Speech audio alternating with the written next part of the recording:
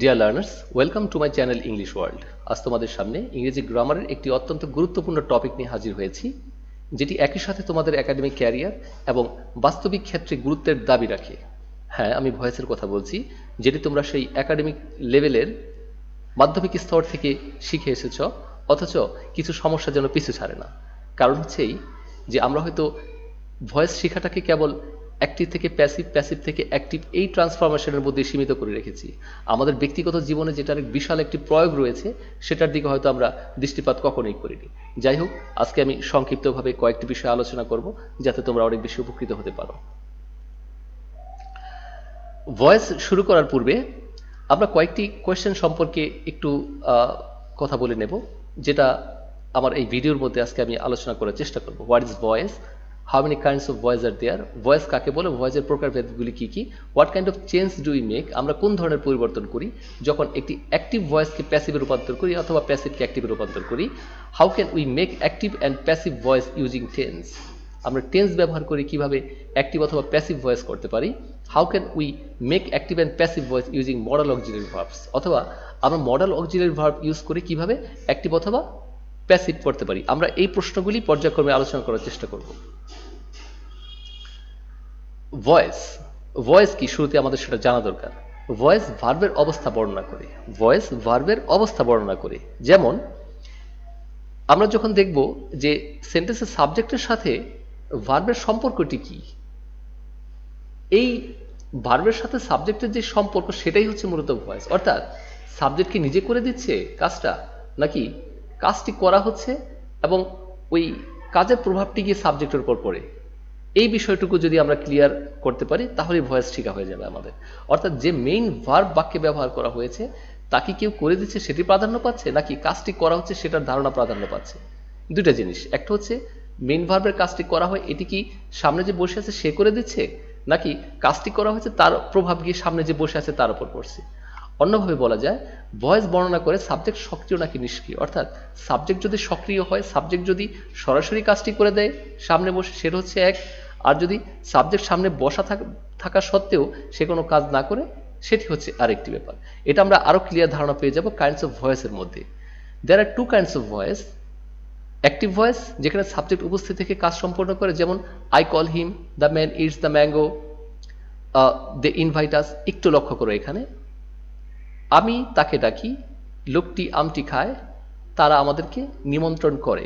তো এখানে শুরুতে যে বসে আছে সাবজেক্টের জায়গাতে, সে কাজটি করে দিচ্ছে কিনা সেটা হচ্ছে আমার প্রশ্ন। তোমরা একটু লক্ষ্য করো যে সামনে যে বসে আছে সে কিন্তু কাজটি করে দিচ্ছে। আই কাজটি করে, দ্য ম্যান এই ইট আই মিন খাওয়ার কাজটি করে, দে ইনভাইট আই মিন নিমন্ত্রণের কাজটি করে। তো এই সবগুলি কাজ করে দিচ্ছে সামনে যে বসে আছে সে। সুতরাং যেহেতু এই সাবজেক্ট সক্রিয়, সে কিছু একটা করতেছে, সুতরাং এই সাবজেক্টটিকে আমরা বলবো সক্রিয় সাবজেক্ট। তার মানে এই ভয়েসটাকে বলবো আমরা অ্যাক্টিভ ভয়েস, যেখানে সাবজেক্ট সক্রিয়। আর এখানে দেখো, the mango is eaten, the man is invited, I am called. আম খাওয়া হয়, আমাকে নিমন্ত্রণ করা হয়, লোকটিকে নিমন্ত্রণ করা হয়, আমাকে ডাকা হয়।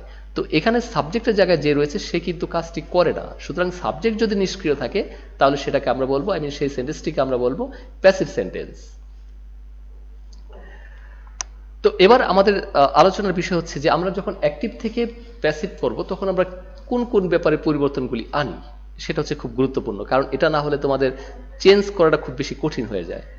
একটি সেন্টেন্সকে অ্যাক্টিভ থেকে প্যাসিভে রূপান্তর করতে হলে নিচে উল্লেখিত ক্ষেত্রগুলিতে পরিবর্তন আনতে হয়। অর্থাৎ নিচে যেই সেক্টরগুলি রয়েছে সেই জায়গায় আমরা যদি পরিবর্তন নিয়ে আসি, তাহলে একটা অ্যাক্টিভ সেন্টেন্সকে আমরা সহজে প্যাসিভে রূপান্তর করতে পারি। যেমন অ্যাক্টিভ সেন্টেন্স এর অবজেক্ট প্যাসিভ সেন্টেন্সের সাবজেক্ট হবে। টেন্স অনুসারে অক্সিলারি ভার্ব ব্যবহার করতে হবে। মেইন ভার্ব এর পাস্ট পার্টিসিপল ফর্ম হবে। সবসময় এটা খুব গুরুত্বপূর্ণ। মেইন ভার্বটা সবসময় পাস্ট পার্টিসিপল ফর্মে হবে।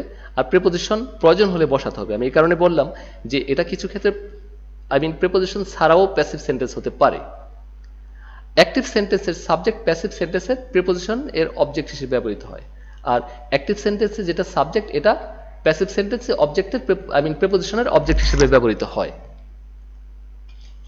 এবার আমরা দেখি টেন্সের মধ্যে কোন ক্ষেত্রে কিভাবে ব্যবহৃত হয়।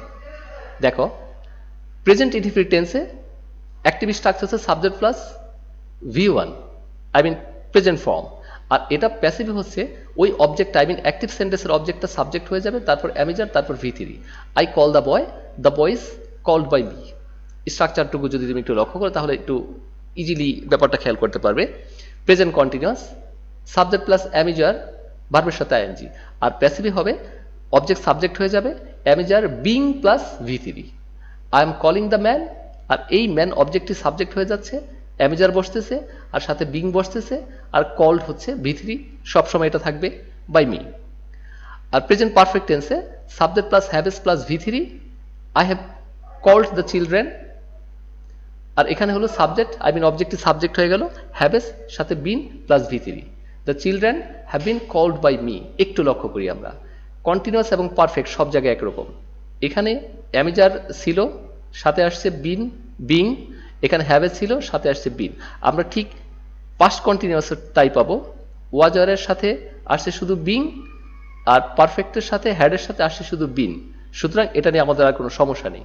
পাস্ট ইনডিফিনিট টেন্সে subject plus V2, I called you, আর এখানে ওই অবজেক্টটা যখন সাবজেক্ট হয়ে যাবে ওয়াজারের সাথে V3 শুধু বসবে, আর তেমন কোনো চেঞ্জ এখানে। ফিউচার ইনডিফিনিটের ক্ষেত্রে শ্যাল উইল ছিল, এখানে শ্যাল উইলের সাথে শুধু বিন আই মিন বি বসবে, আর এখানে কন্টিনিউয়াসে বিং বসবে সব সময়তেই। They will be doing it, it will be being done by them. আর ফিউচার পারফেক্ট ঠিক একই অবস্থা, ওই শ্যাল উইল হ্যাভ থাকবে, আর এখানে শ্যাল উইল হ্যাভ বিন বসবে শুধু, আর তেমন কোনো পরিবর্তন নেই। অর্থাৎ এখানে একটি বিষয় লক্ষণীয়, সবসময় অ্যাক্টিভের অবজেক্ট হয়ে যাচ্ছে সাবজেক্ট, আর অক্সিলারি ভার্ব বসতেছে, ভার্বটা হচ্ছে V3-তে। এই জিনিসটুকু লক্ষ্য করবে। আর প্রেপোজিশন বসে, অর্থাৎ বাই অথবা অন্য যে কোনো প্রেপোজিশন আসতে পারে, এটা বসে এই এখানকার সাবজেক্টটা অবজেক্টিভ রূপ নিয়ে পেছনে বসতেছে। এই হচ্ছে আমাদের টেন্সের বিষয়টুকু। তারপর আমরা যদি মডেল অক্সিলারিতে দেখি, তোমরা দেখবে যে সেই একটি বিষয় সবসময় সাবজেক্ট হয়ে যাচ্ছে অবজেক্ট, অবজেক্ট হয়ে যাচ্ছে সাবজেক্ট, আর এখানে যে মডেল অক্সিলারি ভার্বগুলি রয়েছে এটা বসে এটার পরে শুধু বি বসে। প্রত্যেকটা ক্ষেত্রেই তোমরা একটু খেয়াল করো, প্রতিটি ক্ষেত্রে তোমরা দেখো যে এখানে ক্যান আছে, can be, may might might be. হ্যাঁ, এইভাবে আমরা এই চেঞ্জটুকু করি। তারপর দেখো অ্যাক্টিভ ভয়েসে একাধিক অবজেক্ট থাকলে কিভাবে তা প্যাসিভ করতে হয়। আমরা অনেক ক্ষেত্রে এমন পাই যে একটি সেন্টেন্সের মধ্যে একাধিক অবজেক্ট রয়েছে, যেমন I give him a pen, এখানে হিম একটি অবজেক্ট আর এ পেন হচ্ছে আরেকটি অবজেক্ট।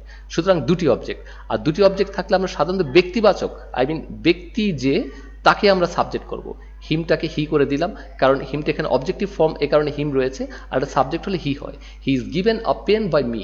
অথবা আমরা অবজেক্টটাকে যদি করি, বস্তুবাচকটাকে যদি আমরা করি, a pen is given him by me, সেভাবে আমরা করতে পারি। তবে হ্যাঁ, ব্যক্তিবাচক অবজেক্টকে সাবজেক্ট করাই সুবিধাজনক। তারপর আরেকটি বিষয় আমরা যদি লক্ষ্য করি, অ্যাক্টিভ ভয়েসের সাবজেক্ট অথবা অবজেক্ট ফ্রেজ আকারে থাকলে কিভাবে প্যাসিভ করা যায়, গুরুত্বপূর্ণ কোয়েশ্চেন।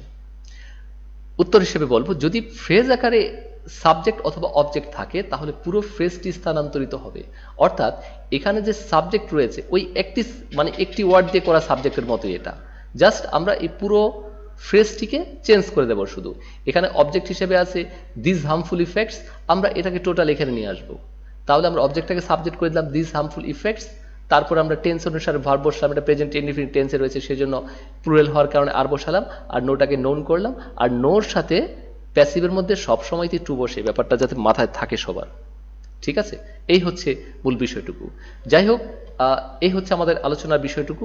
যদি তোমাদের কোনো কোয়েশ্চেন থাকে অবশ্যই তোমরা কমেন্ট বক্সের মধ্যে আমাকে করবে সেটা, এবং আরও যদি অতিরিক্ত কিছু জানার প্রয়োজন হয় আমাকে নিঃসন্দেহে নিঃসংকোচে তোমরা বলবে। আর ভিডিও দেখার জন্য তোমাদের অনেক অনেক ধন্যবাদ। এবং যদি ভিডিও ভালো লেগে থাকে অবশ্যই তোমরা লাইক, কমেন্ট এবং শেয়ার করতে ভুলবে না, এবং সব সময় আমার সাথে কানেক্টেড থাকবে, যাতে ফার্দার আরও অধিক বিষয় নিয়ে আমরা আলোচনা করে আমরা আমাদের জ্ঞানের সীমাকে আরও বেশি প্রসারিত করতে পারি। সবাইকে অনেক অনেক ধন্যবাদ।